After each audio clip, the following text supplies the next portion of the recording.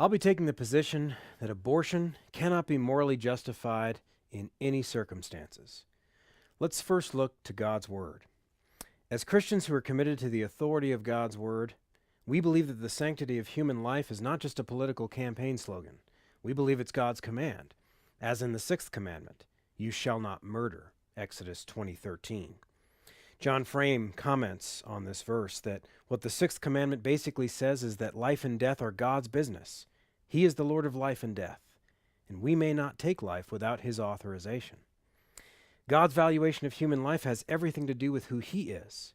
We might notice in Genesis 9, 5, and 6 that when God assigns human beings the task of punishing anyone who sheds the blood of man, he gives us a rationale. For God made man in his own image.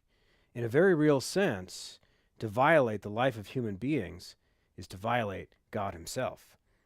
Now, if you look in the law of Moses, given to Israel, we read in Exodus 21, starting in verse 22, when men strive together and hit a pregnant woman, so that her children come out, but there is no harm, the one who hit her shall surely be fined, as the woman's husband shall impose on him, and he shall pay as the judge determines.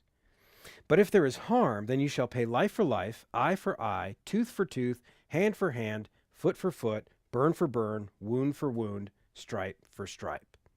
Throughout the scriptures, the life in the womb is treated as special to God. We might think of the prophet Jeremiah being told in Jeremiah 1:5, "Before I formed you in the womb, I knew you, and before you were born, I consecrated you." Or the words of Psalm 139:13, "For you formed my inward parts. You knitted me together in my mother's womb." Then there's those two people groups struggling together in Rebekah's womb in Genesis 25:23. Those were two real historical babies. Or again, the infant John the Baptist leaping for joy in the womb of Elizabeth in Luke 1:44. Now, I realize these might be considered special circumstances, narratives, and it's true we're restricted in how we can apply these passages to other doctrines. But I think that all of them at least show that God considers the life in the womb as a living human being, and therefore as the image of God. Now let's look at the logic of the case. I think this is one of those cases where a simple syllogism is not misleading. All murder is evil. All abortion is murder. Therefore, all abortion is evil. Pretty simple, right? But if we're being consistent, no exception should be morally sufficient to change that conviction. Now, the dominant logic of the so-called pro-choice position is either about the individual rights of the mother, commonly referred to as her right over her own body, or else a utilitarian appeal to what's good for society. It runs like this. Children who grow up with a low enough quality of life create various strains on society. I've even heard politicians say with sympathy in their voice, all children should be wanted children. But this raises two immediate questions of objective standard. Who gets to decide what is morally sufficient quality of life for the child? Secondly, how do we assess the greater good to the number of people who are not being aborted as opposed to the good of those who are being aborted for their sake? And as a test of consistency, if you're against infanticide, that is, murder of infants, you should also be against abortion. To put it in another way, let's ask the question at every point with these exceptions. Would it be permissible to put this particular child to death after they're born? And if your answer is no, you have to ask yourself, why exactly is it permissible to put this same life form to death before it's born? What makes the exact difference before and after birth? Now, notice as we look at these objections that these are not the only so-called pro-choice arguments. Rather, these are the basic forms of argument that begin to make appeals to exceptions. Pro-life people can have them. There's a common logical thread. They seem to grant that abortion is wrong in some sense, perhaps not ideal. But then they insist on some compelling reason for the exceptions. Objection 1, the fetus is not a viable life form. Usually this argument is one of degrees. Why not the first trimester rather than the second? What about birth defects of various kinds? Well, my response to this is that the argument is essentially deciding who is fit to be executed or not based upon who is fit to survive in the first place.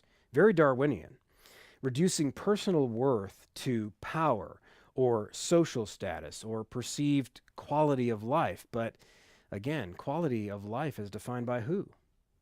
Ultimately, it has to come back to the definition of life. But there's another problem with the viability argument.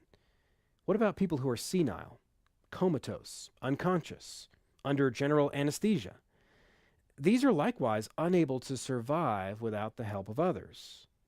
But if this ability is what creates the right to life, well, then these people have no more of a right to life than the unborn. And so to be consistent, an increasing number of people would also not have a right to life. Objection 2. What about in the case of rape or incest? Surely no woman should have to be punished for being violated in this way, in the case of rape. Or even, surely the quality of life of a child born out of these circumstances can only produce shame and other negative consequences. Well, here we have to make our first strong appeal to consistency. Is this a life or not? If it is, then this objection is essentially punishing the baby with the death penalty for someone else's crime. Now, the pro-choice advocate might not want to think about it in these terms, but often they already are in speaking about the unfairness or the injustice to the woman. But that just is judicial terminology. The moral consequences for someone else's wrongdoing borne by the mother. Abortion in this case is a decision to violate all of the rights of an innocent party to the act. So here again, we have a case where an appeal to emotion is demanding that we ignore logical consistency. Now again, most people would not argue that we ought to end the life of anyone who is born as a result of rape or incest after they're born. And so what makes the difference? You'll have to insist that before birth, it's not really a person. Objection 3. What about for the life or safety of the mother? And by the way, so-called partial birth abortion was advocated on the grounds that the mother's life or health was at risk in delivering a child. So that's the compelling reason to perform it. Well, this alleged exception turns out to be not one at all. As a matter of fact, the procedure is more dangerous than the original risk cited. According to the courts, a baby whose head has emerged is considered a live birth. And that, and only that, is the reason why the baby is turned into the breech position to have the scissors inserted into the base of the skull. And that being the case, delivery of the head at this point is no difference in risk at all. In fact, it's more dangerous. The baby is already in the process of being delivered.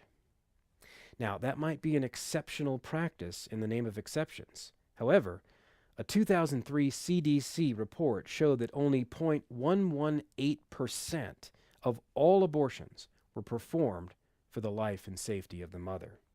Former Surgeon General C. Everett Koop went as far to say that, quote, "Protection of the life of the mother as an excuse for an abortion is a smokescreen.